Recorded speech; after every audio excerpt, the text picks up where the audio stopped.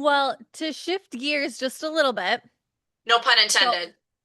oh, well done.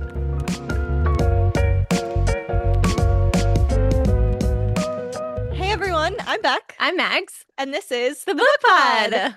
And today we have another very special guest. Yay!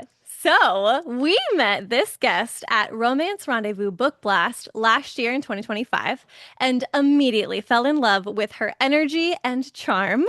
She is an author who writes contemporary romance novels filled with passion, happily ever afters, and the occasional revenge plot. She is a proud Minnesota native, an 80s movie enthusiast, and a hopeless romantic. So please welcome to the pod, Ariana Rose. Wow. That was, I'm like, oh, who is that? Wait, it's me. It's It's you. me. No. Okay, I can't do it like Allie Hayes. It's fine. Hi, Oh, I've missed you guys. We got I know. 10 more days or I know. ish. Ish. Yeah. yeah. I'm so Yeah. excited. We're super excited to go back and to see everybody again, and we're so happy to have you on the pod. Finally. Yes. Long time Yeah. overdue for sure. So excited. It's been a minute, It so has. Yeah. who knows? Maybe I'll be boring. It'll be fine. Doubtful. Mm. I don't see that happening. You're like, No. So let's unhinged, kick. perhaps. Ooh, Yes. we We approve. like Unhinged, Mhm. yeah. Yes. Perfect. So let's kick this off book pod style. Yes. Mag, what are you drinking? Well, I'm a twofer today. Oh, Ooh. I have my peppermint mint tea. okay. Recovering from a weekend at the water park, and they don't serve great food, so we've got to have the Mhm. good herbal tea over here. Yes. But then also my water for when my tea is gone. That's So I'm good for you. prepared. Actually, you have both. Beck, what are you Two-fisting. drinking? Perfect. Right, exactly. It is tea. It is technically an Arnold Palmer tea though with strawberry lemonade. So it was very warm today, so I just needed something Something a little cool. bit Mhm. a little bit colder. Miss Ariana, what are you drinking? You know, I'm pre-gaming for the weekend. I've got a book adventure coming up this weekend, so I will be traveling to Knoxville. So let's pre-game a little bit, shall we? Let's do it. Cheers. Cheers. She's Who's already a fan in? of it. Okay. I could literally just down this whole thing. Okay. I'm not going to, Right? but That's fine. You go ahead because I'm going to start rapid fire anyway. So, I know I have to be ready. icebreaker, rapid fire. Are you ready? I am ready. Okay. Top three favorite 80s movies. Oh, crap. So She thought she was ready. I fight with myself. So it will be Breakfast Club for sure. Oh, you caught me on a weird day. Pretty in Pink. I'm gonna have to go Goonies. Nice. Those are good. I like all of I those. I Good. know. There's so I my list of honorable mentions would be like this long. Hmm. Yeah. But Yeah, you caught me on a day where those were the three. I like it. We'll take it. Perfect. Current favorite place to travel? Oh, my heart belongs to Georgia. That's where my heart always is. Aw. This next question. Fuck, Mary kill. Stefan, Damon, Klaus. Well, the kill is easy. Sorry, Stefan. Um, Done. He's out. Fuck Damon, Mary Klaus. She did it. All I right. did She the did it. thing. I did the Nice. thing. Switching just a little bit. Shane or Ilya? Ilya. Ooh, quick. Did not hesitate. Nice. Yep, I see Yes. the jersey back there. Perfect. She's Yep. got her boy. Yep. Okay. On theme, ice skating or ice hockey? I have to abstain from this question because I'm a figure skater, Right. and hockey is like I'm counting the days from January 2nd until all the way through the Stanley Cup, I watched between 2 and 3 hockey games a night. They were on all the time. So I am a Minnesota Wild girl and Hmm. I'm a Montreal Canadiens girl. So go Habs, go Wild. My dream was to see them play each other in the Stanley Cup final, which could have happened, but Oh, didn't. So it's a tie. it's a It's a tie. tie. There's It's a no winner. tie. They're both winners. Okay. Yeah. Okay. Okay. Top three essentials to have when writing. Um, my writing partner, bestie slash bestie on speed dial, because I either need a gut check or she needs to smack me in the head to be like, Get out of there, just get going." Um, Music. Mm, Mhm.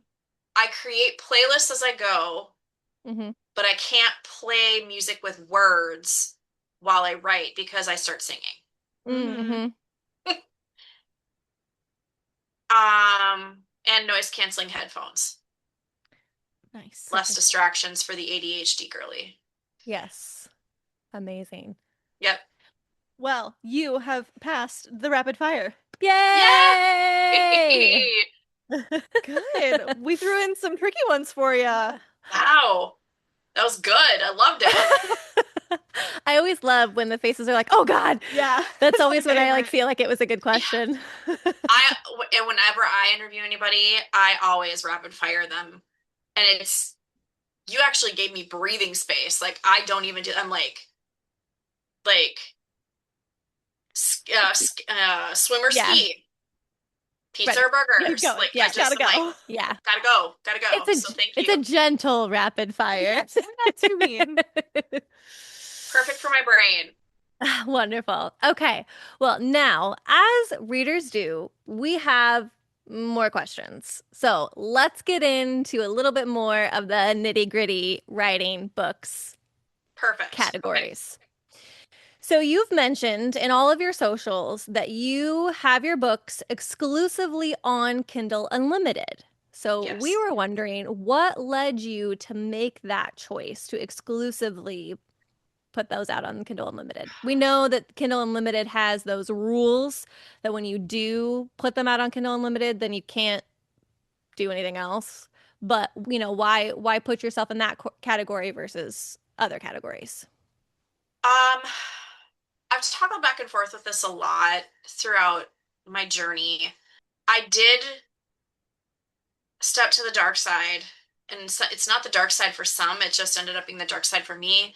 And I took one series wide, and it had even less eyes than what I was experiencing. In a market that is so ever changing and is just tough because you've got so many different voices with so many different stories. And sometimes, if you're not the hot thing at the moment, you're not getting seen, and you might not even get seen anyway, just, by luck of the draw or Mhm. whatever, what have you. I just felt like,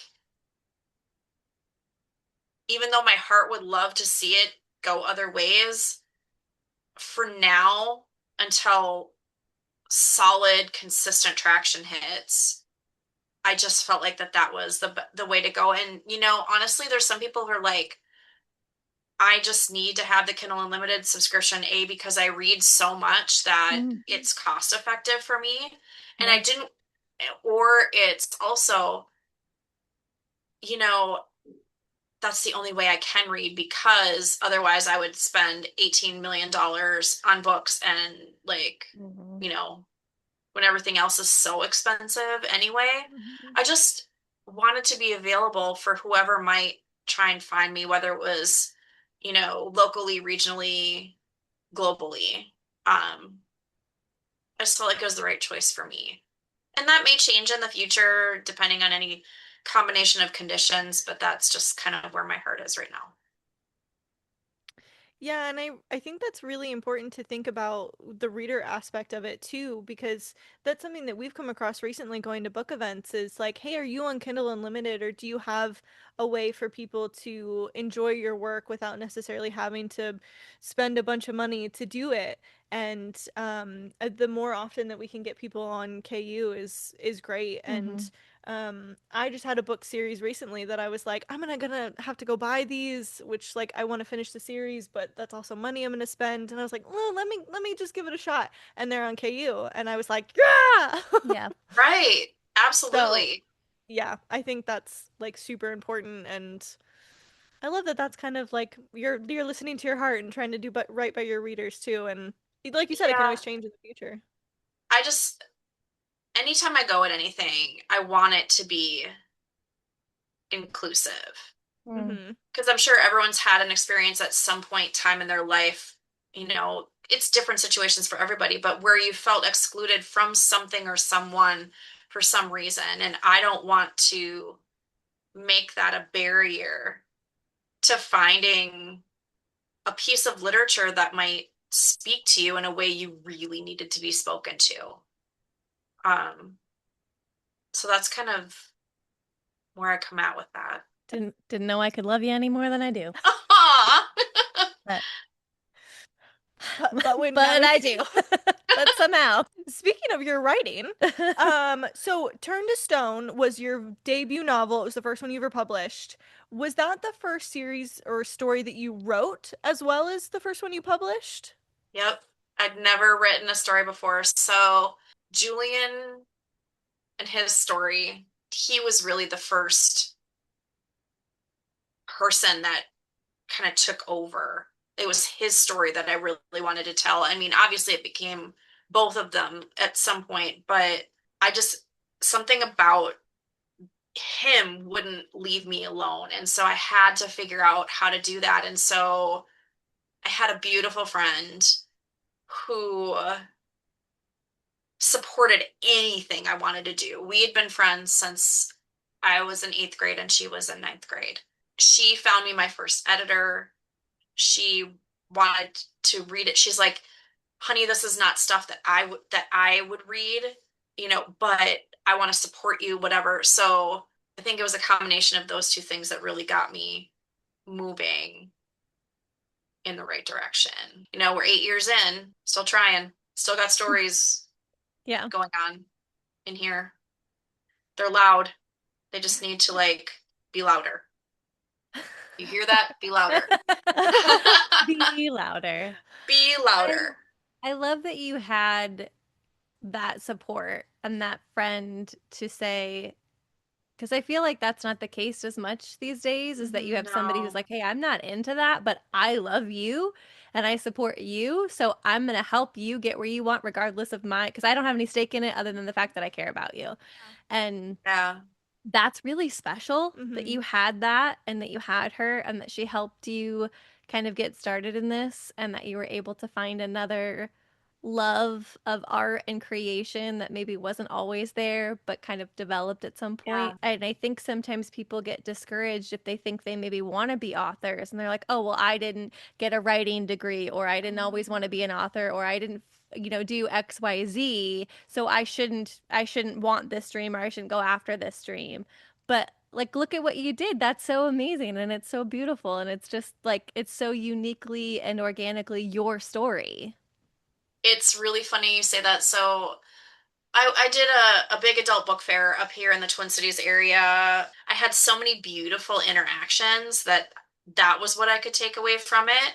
I had a younger teacher come by. She was asking me a lot of questions about my process and all this and that. And so she confessed to me that she wanted to try it. And I said, "Why don't you then?" She's like, "Well," and then she was listing all the reasons why she can't. And I'm like, "No, we don't do that here. If it's something that you want, do it." So I made sure she had all of my information. And I said, "You think about it. And if you have more questions or when you're ready and you want to have more conversation, DM me, email me. If you get going, you're like, I'm freaking out, DM me, email me, and I will be like, freak out to me, but keep your fingers moving. Yeah. Oh, So that was a really special gift and an otherwise forgettable, day. So yeah. those interactions, that's my favorite. I think that you look at almost any field and it always feels oversaturated, but I Mhm. just don't think that that should stop people from, if it's truly something that you enjoy doing and it's something that you find, so you get something from it, fills your bucket, fills your soul in some way or another, like don't give up on that. So that Yeah. message and that support that you were able to give her is just really, really special. Paying forward what Becky gave me.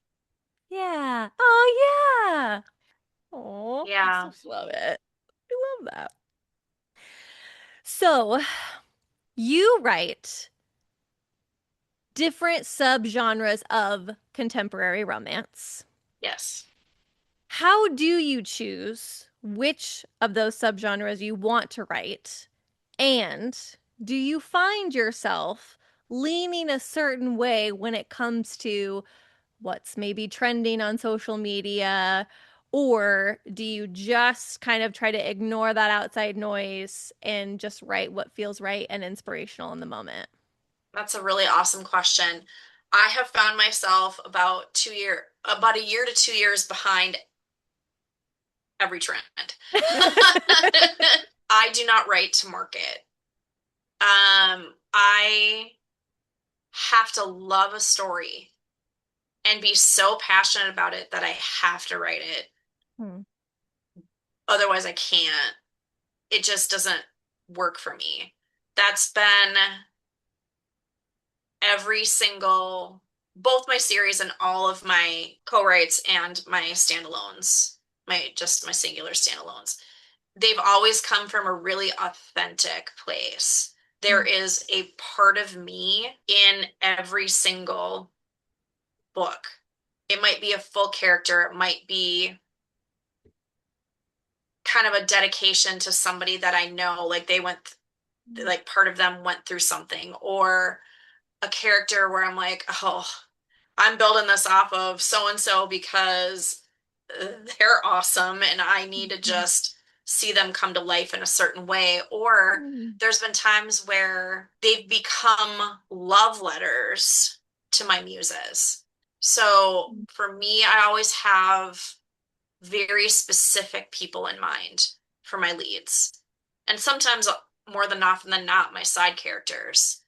And they just become love letters to them because if they did not exist and they did not do their craft in a way that called to me and spoke to me in a certain type of way, my creation would not exist. And I feel like they need to know that. Like they've moved somebody in a way that has created this whole other thing. Is that peak fangirling? Maybe. Is that, some people could find that over the top. I don't care. Like that's just how I feel. Like for years I denied my love letter to Julian's muse. And then after a while I was like, no, I'm not doing that anymore. Mm-hmm. It's doing me a disservice because I don't get to honestly speak the truth about how much I love this and why. My muses are important to me. I love that the stories are so personal to you, and there's a touch of you or somebody that you know within all of them. I feel like it's a little bit more difficult to get that nowadays with every piece of your work. Like authors are going to have at least something that is super personal to them, but to have that be in every single book that you write and to have that such strong feeling behind it, like if I'm not 100% in this, then I'm not going to write it, is just incredible. So, you mentioned your new book that you have coming out in November, which Yep. is a Formula One romance where Yes. racing meets Romeo and Juliet. Yep. If you can you tell us where the inspiration for that came from? This is the best question ever. Yay! Yes. So, okay, it's really funny. So my son loves racing. He just turned 17 a couple weeks ago. There was an Italian actor who happened to be the muse for my book Surrender, who I was just like scrolling on social media, and this was probably about almost 4 years ago now. It probably was 4 years ago now. Scrolling through social media, he was at a race, Mm. and I was like, oh my God, he's at a race. And my son was watching the race in the basement, and I ran down. I'm like, look, he's at the race. And he's like, that's cool, Mom. Like he's in, you know, I said he's down by the cars, and I didn't know any of the terminology then or whatever. And Right. now I'm like, Mhm. so dumb. And so then I sat down and I was like, so tell me about what's going on. What is this? I never looked back. Formula One is just adrenaline, and these people are athlete supremes. They have to Mhm. go through training like an astronaut to Wow. like be able to survive life in the car. Mm. There's so much lore and drama, and there's money, and there's all these kind of subplots, and this is just watching racing, period. And you've got all these beautiful drivers, and some of them are married, some of them have girlfriends, some of them you know don't. It's like the best high adrenaline soap opera you will ever watch. And so I just love it. I love it so much. It's something that I bonded with my son over, because I mean, we bond about Mm. weather, we bond about all the things that he wants to do with storm chasing, because like I would be a shotgun in that car in 2 seconds, like no questions asked. But it's so fun when he's like he'll send me TikToks all day about, like, he'll see different things about F1, and I'll send him stuff back. And so it's just this really amazing dialogue that I get to have with him. It's almost like our Mm. private language. Like my daughter thinks that's cool. She's like, "Oh, that's great." Like she's the type of person that will buy in, like, my friend, where I was just like, I don't Mm. get it, but I love it. And I see how much you love it. And that makes me happy for you. But it scares the crap out of me. So, like, that deadline, I'm like, Yeah. oh, God. I'd struggled with it for a long time. And I had written probably like 10 or 11,000 words in it about 2 years ago. And I was like, ugh, this is not good enough. Like, make I couldn't make the love letter like I wanted to. It was like Mm. either I was getting too technical, or I wasn't getting technical enough, or it felt fake, or it didn't, Mm. because I want it to be an accurate representation of Formula One and not look at it like she doesn't know what she's talking about. I'm like, Yeah. no, I do. Trust me. So I want it to be that married with a beautiful love story. And so I put it away because I couldn't, it was just stressing me out. So I put it away. Just recently, in the last, probably like it was early spring, I took it back out again. And I was preparing for something at my day job. And we were in a conference room doing a bunch of things. And I'm like, we need music on. I can't do this. Popped on Bruno Mars, Risk It All. Mm. 10 seconds into that song, my brain exploded with 7 chapters for the middle of their love story. I like I couldn't even think fast enough. I had to pull up an email and try and brain dump as much as I could so that it was super Yeah. fresh and like right, because it was super raw at that moment. When I was finished doing that, I sent that off to my writing partner. She came back with the following: fuck yes, boom, Gladys. Like, Yeah. I was like, oh, she's like, this is so different from anything you've ever written. It feels really good. I like it way better than what you had. Their story molds in a better way. Like, I really can feel what your muses are doing. Like, this is where you need to go. Yeah. See, this is what I'm talking about. Like, I have to be like this. I have to be like this for a story. If I'm not like this, Yeah. then it's not the story I should be writing. Yeah. Mhm. But you can feel that like excitement. Like Yeah. you heard her say that and you lit up and you got so excited and so happy. And that is like when that happens, first of all, it's beautiful. And then when you're Mhm. able to translate that into those stories for then your readers to be able to feel that too. Oh, that's one of the things like I love about reading Mhm. is when it just makes you feel those things and the author makes you feel these emotions and you can tell like how deeply they cared. And Yeah. I just love it. So that makes me super excited. I'm not usually a big Formula One reader, but listening to you talk about it, I'm I'm like, like, well, I'm I really need to excited. I want to read it. read it. Well, to shift gears just a little bit. No pun So, intended. Oh, well done. Well done. that was great. It wasn't It intended, but was not now it's intended. intended. Shifting gears. So, you've already talked about your love of figure skating. So, where did that come from? Just my love for figure skating. Oh Just your God. love for figure skating. Just what got you Okay. into it? When did you start? Tell us a little bit about Okay. you, the figure skater. This is probably one of my favorite stories, to be fair. So I didn't start, I mean, I live in Minnesota. I knew how to skate. Like, just, I could skate on a pond. It's fine. No worries, whatever. 1988 Olympics, Calgary. I was babysitting. I was watching them that night. So I was sitting by myself in front of the television watching Brian Boitano have the skate of his life and win the gold medal. I don't think I've ever been that proud of an athlete in my life ever.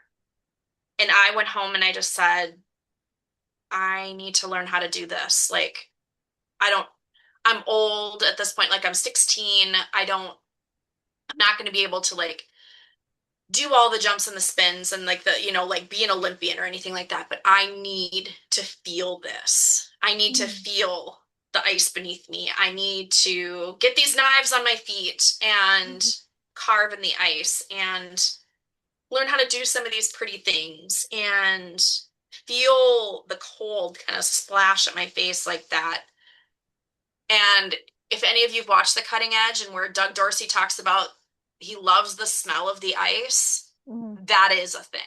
That literally is a thing. So the ice dancers really speak to me. So when I had the opportunity, I wanted to recreate that feeling in words Mm. and have it translate to the skater who fell out of love with figure skating Mhm. Mm. and had her find it again. I could be the end game because I knew she was going to get there, and it was just allowing her to go through that journey and find that in the book. I think that's such a underused, and I don't necessarily want to say like trope, but the idea of how you can fall out of love with Mhm. those things.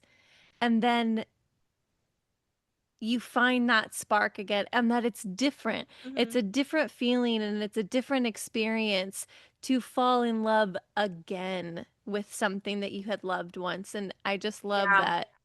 that you being able to pull from that experience. And the way that you talk about the things that you love, Yeah. you talk like a writer. You talk in like almost this kind of really beautiful poetic way about these things that you love. And it's just like it makes me want to love them too. Right. And that's I think that speaks to you as a person, but also, you as a writer that like you feel that stuff Yeah. because I think you wrote this like in your bio too about, living passionately. Mhm. And Yep. my God, I think you do that because just the way that you talk about things, you fucking feel that. Yeah. Like I like feel it in my chest the way that you set the scene and you're sitting in front of the TV and you're watching this beautiful, amazing. Mhm. I'm like I'm there and I'm I'm there. I feeling can it too. see it. Yeah, and I'm experiencing this and maybe I love figure skating and maybe I want to feel the ice on my the cold on my I can't. There's no way. I will die. But like for a minute, Yeah. I'm in there with you, the way that you speak about these things. So then it's just no, wow, Mhm. it's just beautiful. It's just really amazing. Thank you. I just, some people are like, oh, I get the two camps, right? I get the people that are like, I don't, I don't understand how you love something that much. I'm like, I feel bad for Right? you. That's so Yeah. sad. They're like, get on with your badass fangirl self. I Yeah. fangirl over so many things. I mean, like, you're just getting a glimpse of it, like back here. There's way, like, more. I mean, if I love something, I love it. And I'm going to go Mm. 10 toes deep, 20 if I have them, and you're not going to break me of it. It just, if something fills me that much, I'm just going to hang on to it with every, I might even tattoo it on my body because that happens as well. Because Feel that. then you can look down and go, oh, there's my reminder. Like there it is, like right there. Mhm. And you have that story. You Hmm. carry the story with you. It's not just here. It's Yeah. here. So if you forget, you just look and it's right there. I wouldn't want to be somebody who doesn't feel that much. It hurts to feel that much, not gonna lie. Hmm. Oh, oh man. I love it. I love it. I love it. There just needs to be more people like you in the world. It's true. It's true. Well, unfortunately, I have to follow that up with another question. Okay, so recently, because yes, I may or may not have stalked your socials, that you posted that you love a no third act breakup, which Mag supports Yes. very We much we did so. have that conversation. Yep. Um, is there something that you like to put in your books or in your stories to kind of fill that, but to keep your readers on their toes while they're reading your stories? There's always, oh, I love a good villain that smacks you sideways. If Ooh. Ooh. you guys have probably noticed that. I like the way Um, you said it though. Yep.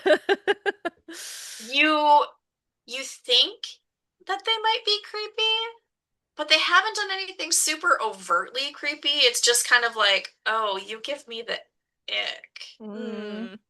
And then it spins it on its head and you're like, oh, yep, there we are then.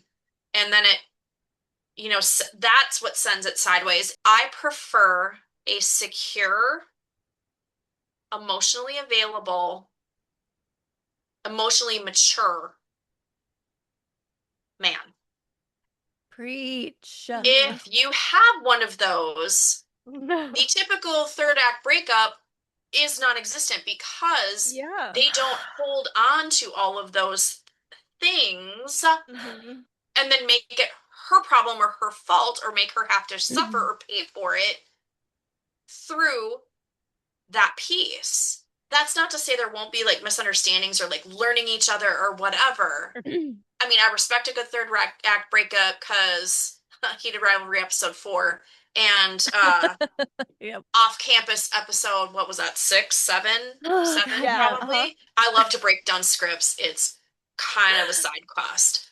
Um, I support it. but that's also how I learn how to map out characters and Yeah. figure out scene structure and all of those different things. But yeah, again stand 10 toes deep on you don't need a third act breakup.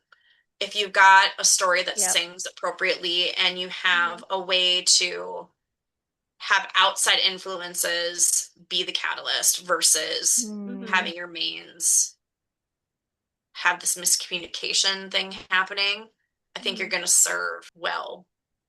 Yes. But again, I'm not going to yuck a third act breakup because some people do it and they do it amazingly. There's a time and a place and a Yeah. setup where they it belongs and Yep. it's done well and it's beautiful. And then Mm-hmm. there's like the immature side of the like this Right. very often when it's frustrating as a reader is when the third act breakup goes hand in hand with the miscommunication Mhm. trope. And as an Yeah. adult, the older I get and I read those, it is just unbelievably infuriating because you're like, Yep. really? This didn't need to happen. This was Yeah, so it's completely unnecessary. Why are we unnecessary. here? Yeah. It's when one person is sacrificing themselves for another, that Hmm. puts it in a different category for me Yes. because you Right. immediately understand where it's coming from and that other person's suffering. You feel Right. both suffering at the same time. Both things are true at the same time. Giving It's those both appreciated. those points of view at the very same time. I think Yeah. that's a gift when you get that out of a piece of Hmm. art. Agreed completely. Yeah. So once again, I'd like to say thank you for not only that you, it was when we were at your table last year and that Hmm. you specifically had said, Yeah. this is a no third act breakup. And it was just like, sometimes I just need to know going in that I don't have to worry about that Yeah. happening. And it's just so much appreciated as a reader that you understand, that you as a writer understand the way to navigate through that. So Yeah. once again, my thanks. You're very welcome. And who doesn't love a good plot twist? You already talked about a little bit that you make your playlists for your books. Yeah. Was there a playlist that is your favorite that you've made, or was the easiest one to make? Oh God. Um,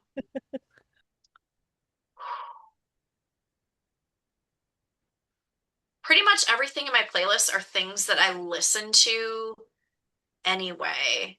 You Again, some stumped of the her. music, I'm just trying to think of, I'm thinking because I'm like trying to go through.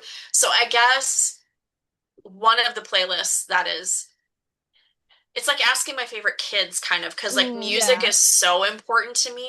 I'd say the Stone playlists were very, I think that would be one set, like if I had to pick a series, although like my Desire series, the titles are actually freaking U2 lyrics. So like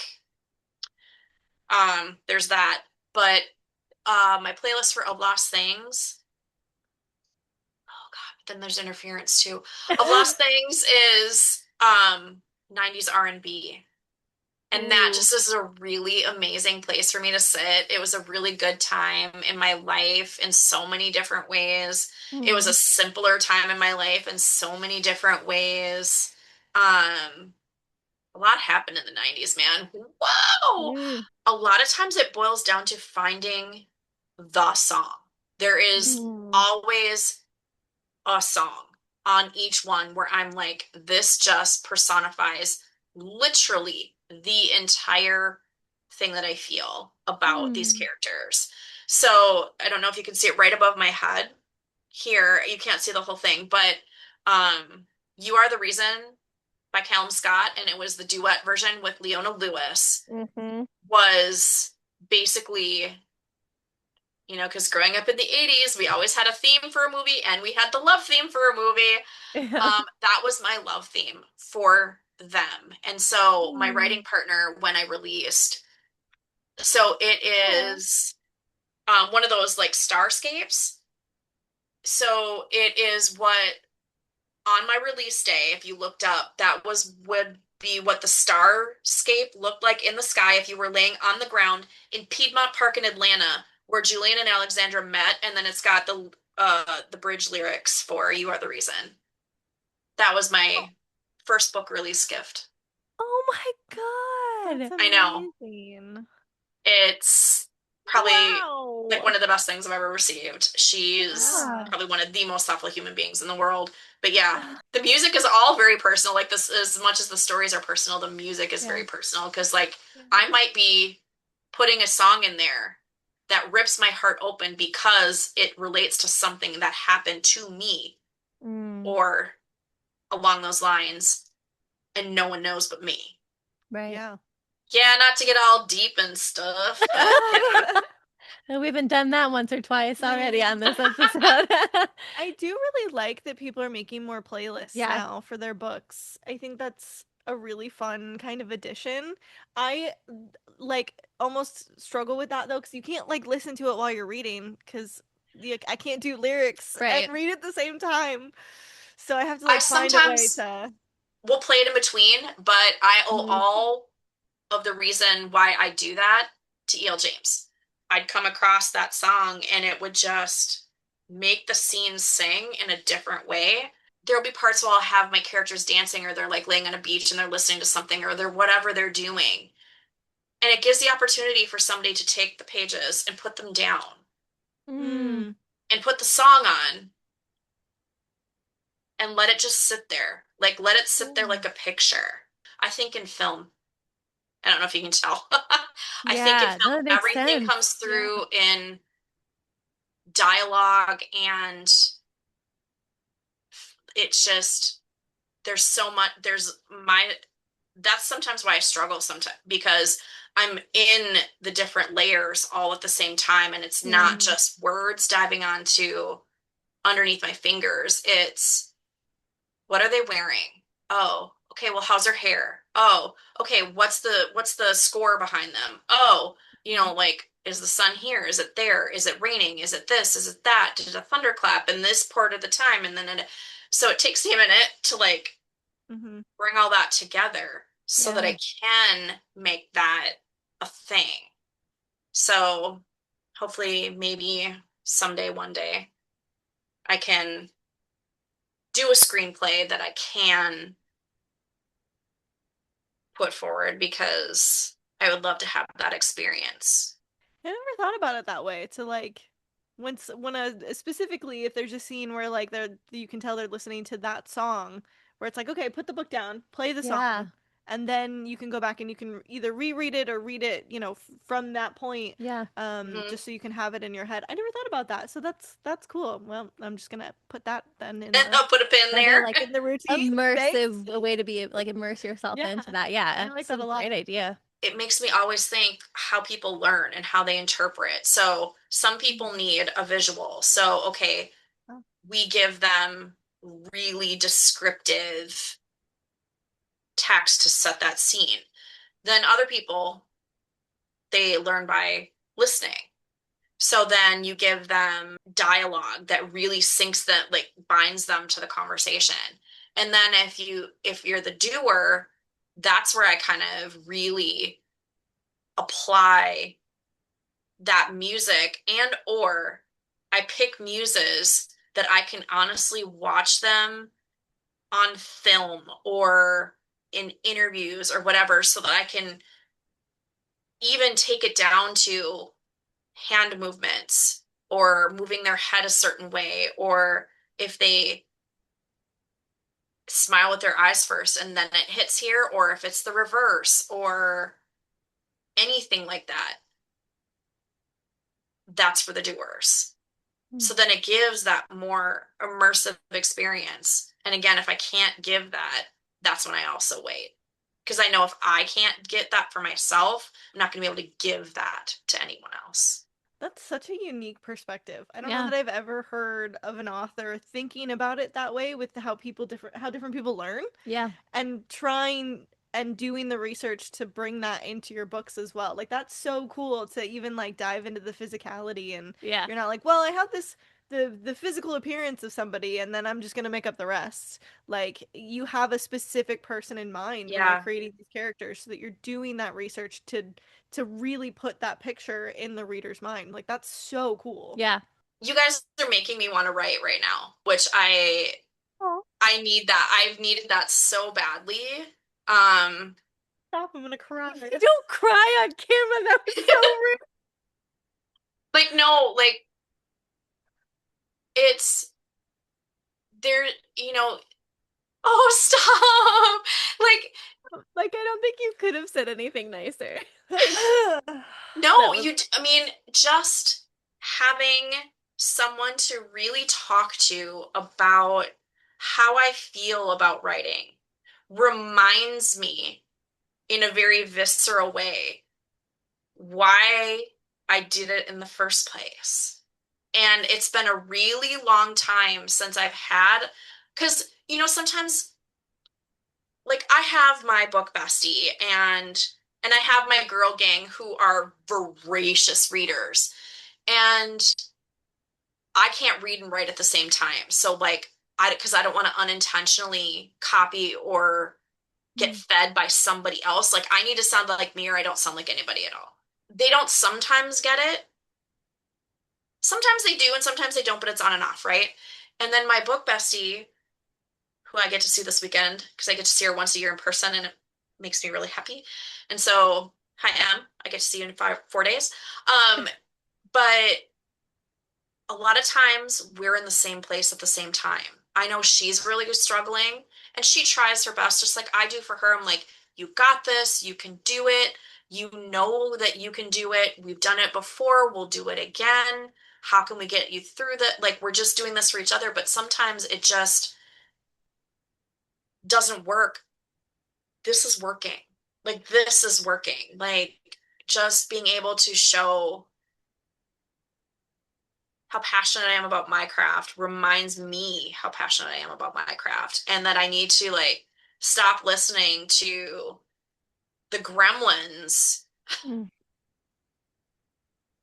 and just do what I love just because.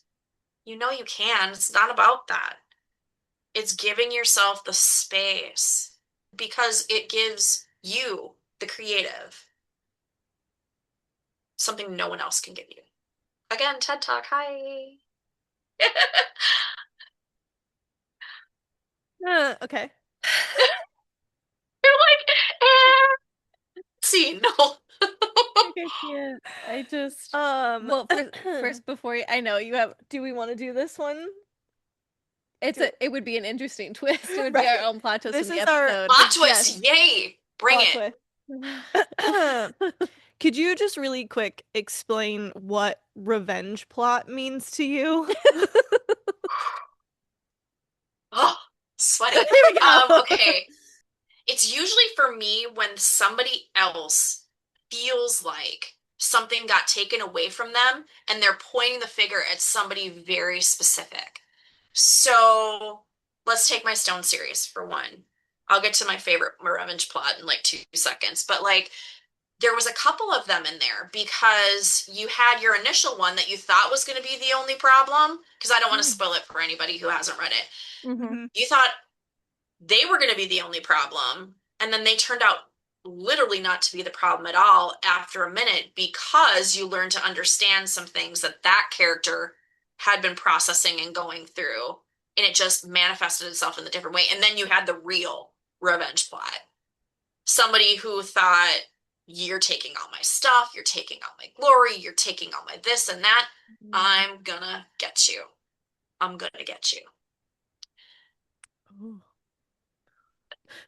So that feels super classic to me. I think I've seen that T-shirt that's like "Be nice to me or I'll write you in my book" or something like Yeah. that. Like Yep. that's what Be that careful. reminds me of. Anything you may say can be turned into a plot line, and Yes. Yeah. it's not wrong. It's not wrong. Revenge plot, love them. Alrighty, we have two final questions that we like to ask to round out every single podcast episode. Oh, just like inside the actor's studio. I love this so much. Okay. Okay. Yay. So one of them is the book pod question of the season. So every person that we have on Woo! here is asked this question. Okay. If you could change one thing about the book community as it is right now, what would it be?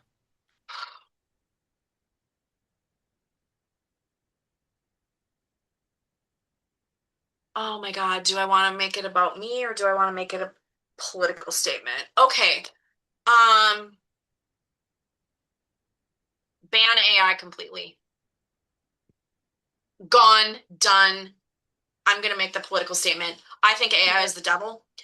I, you know, because you can be like, oh, they're using AI. Well, no, Linda, they're actually not. They're using proper grammar, and proper grammar is fed into AI because all of our work is fed into AI, and that's how it recognizes all this other stuff. You're Mm-hmm. running photographers out of business. You're running authors out of business. You're running graphic designers out of business.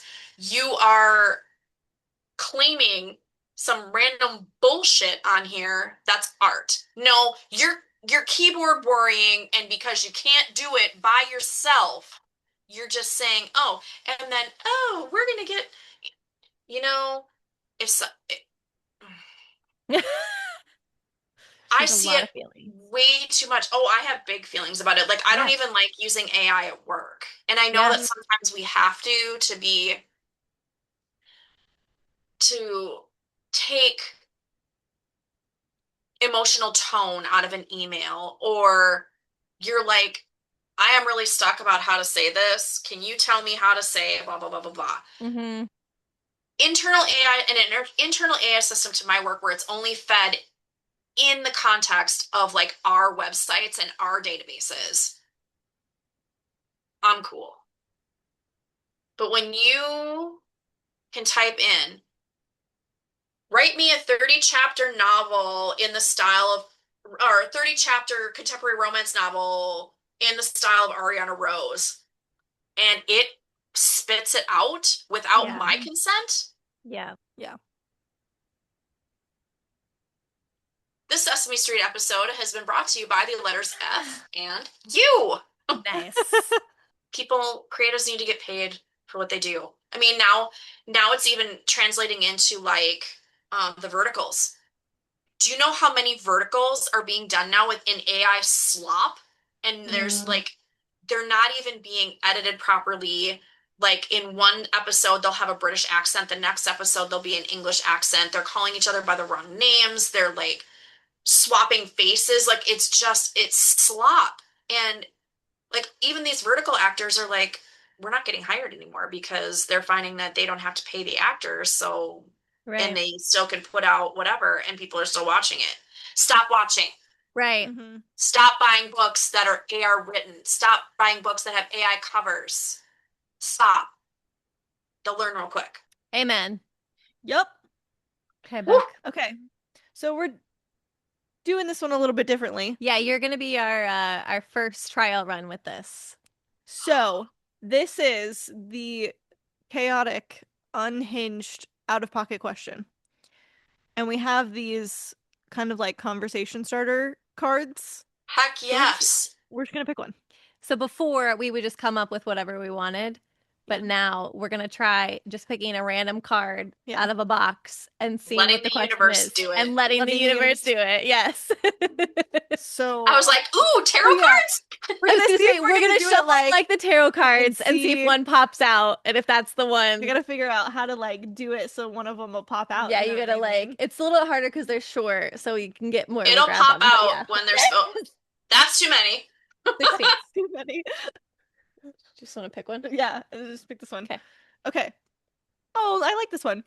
What's something you do that instantly brings back childhood joy? Aw. Haven't been able to do it since 2024.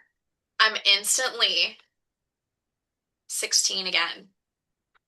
Every time I go watch New Kids on the Block on stage. It is Aw. everything I need. It is, I get to do it with a really good friend and our other friend. So the three of us go together. We usually do meet and greets. We've done meet and greets the last 2 years, or the last two concerts we've been to. I will never get over how truly kind and amazing these boys, now men, are. Mm. I could have never imagined in 1990 seeing them 3 times in 1 year and just being like screaming at the top of my lungs that I'd still be here in 2026 waiting to do it again. And I didn't have personal interact like I interacted with all of them, but I will shout out especially Jordan or Jonathan Knight, Donnie Wahlberg, and Joe McIntyre specifically. I blacked out the first time I met John because he's my favorite. So the second time I was like, okay, lock in, bitch. Lock in. You gotta remember this. Lock in, bitch. So when I did my first meet and greet in 2022, so this was something, so I have two sisters. One is 2.5 years younger than me, and the other one was 7 years younger than me. So when I did the first meet and greet, I had a picture of the three of us together in my back pocket because you couldn't bring purses or phones or anything in there. So I put it in my back pocket so I had it with me. And you walk through the line, and so it was Danny first, and then it was Jordan, and then I got to Donnie, and I pulled the picture out of my back pocket, and I said, I just have to tell you that my sister literally loved you. And I said, this is her. She passed away from breast cancer in 2020. She would have loved this. She would have loved to be here to tell you. I'm telling you on behalf of her. And he just stopped me and just gave me this big bear hug, like Donnie Wahlberg style. And he's just so amazing. And then Joe was next, and he overheard it. And so I said it again. And I said, my other sister, she couldn't come either. It was just too hard for her to come. I can't miss because as much as it hurts, it gives me joy. So, he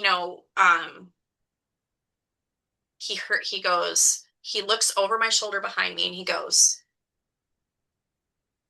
I want you to, when we're done here, to let her go get her phone and have her come back. And I said, what do you mean? He goes, we're going to call your sister. And my whole body just, I completely just goosebumps everywhere. So then I got down to John. I was already sort of crying, blacked out, went and got my phone, came back. So we FaceTimed. Because she had an iPhone and I didn't. That was the other problem. So we FaceTimed with Joe McIntyre for 5 minutes. He was holding me, talking to her, and we were all just crying. Wow. So I will die for these boys, men, whatever. They do it and do it right and do it right every time. And as long as they perform, I will be there in the front row. That's such a sweet story. I love that. I'm so glad that you had that experience because that's something really special. Yeah. So, yes, I'm a screaming 16-year-old. I mean, I can do that for Adam Levine too, but it's a little more primal than that. I like it. But no, my new kids, always. Perfect. Always, always. Oh my God, you guys, this was so fun. This was so fun. Okay, so all of the links for your socials, Amazon, all that is going to be linked in the description below. And we get to see you in just over a week and a half at Romance Rendezvous Book Blast in Cedar Falls, Iowa, the original meeting place of us. So I'm so excited. If anyone is, if I don't know when you guys are putting this out, but this coming weekend, I will be, if you are in the Knoxville area, I am at Rock and Romance Readers this weekend too. But can't wait to see Polly and everybody. That's one of my favorite homecoming signings of the year. It's really honestly one of the best out there, and it's more like getting together with all your friends and just having a really good old time. So hopefully I'll see you at the meet and greet on Friday. Yes, we will be there. We're so excited to be able to attend that this year. So we're very much looking forward to it. And then we have all day Saturday together. So that is going to be amazing. And just, it was so good to see you again. And I wish that we would have done it sooner, but I'm so glad that we got to do it now. It was supposed to happen when it was supposed to happen. Yes, it was. And what these just filled my soul. Just talking to you guys and doing this, it just makes my heart feel so full and happy. And so this was just amazing. You guys are amazing at it. So keep doing what you do. Thank you. All right, that is enough. There's no more talking. That's enough. You guys have got to stop making us cry. We love you and so much. Okay. Well, again, thank you so much for joining us. Everybody, please make sure that you follow along to see who will be joining us on this season of the Book Pod next. And we will see you next time. Bye.